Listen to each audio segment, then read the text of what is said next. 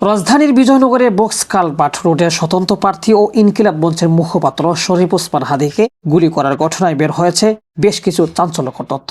হাদীর সহকর্মী ও প্রত্যক্ষদর্শীদের দাবি, যাদের সন্দেহভাজন হিসেবে চিহ্নিত করা হয়েছে তারা গত কয়েকদিন ধরেই হাদীর নির্বাচনী প্রচারণায় সক্রিয়ভাবে যুক্ত ছিলেন। এমনকি 12 ডিসেম্বর সকালেও তারা হাদীর সঙ্গে ছিলেন। দুপুর 2:20 ডিআর টাওয়ারের সামনে রিক্সা থাকা অবস্থায় মোটরসাইকেল যুগে আসা দুর্বৃত্তরা খুব কাছে থেকে লক্ষ্য করে গুলি ছুড়ে। হামলার সময় হাদীর সঙ্গে ছিলেন তার ছোট ভাই। জুলাই ঐক্যের অন্যতম সংগঠন ইসরাফিল ফরাইজ জানান, সন্দেহভাজন ব্যক্তিরা নিজেদের কোনো দলের কর্মী পরিচয় না দিলেও হাদীরকে পছন্দ করার কথা বলে স্বেচ্ছায় প্রচারণায় অংশ নিতেন। তারা সবসময় মাস্ক পরে থাকতেন এবং মাস্ক খুলতে বললে ব্যক্তিগত সমস্যা বলে এড়িয়ে যেতেন। হাদীর বিষয়টিকেও এত গুরুত্ব দেননি। হাদীর সহকর্মীদের আরো দাবি, দুপুরের ঘটনার আগে জুমার নামাজের সময় ডাকসু নেতা আব্দুল্লাহ আল মিনহাজ সহ পিআর টিম মসজিদে গেলেও ওই দুই সন্দেহভাজন ব্যক্তি মসজিদে ঢুকেননি, বরং বাহিরে দাঁড়িয়ে হাদীর উপর নজর রাখতে দেখা গেছে। মিনহাজ জানান, সকাল থেকে তারা সন্দেহভাজন আচরণ করেছিলেন। পিআর টিম ছবি তুলতে চাইলে তারা বাধা প্রদান করে। টিমের কাছে তাদের ছবি থাকলেও তদন্তের স্বার্থে তা প্রকাশ করা হয়নি এখনো।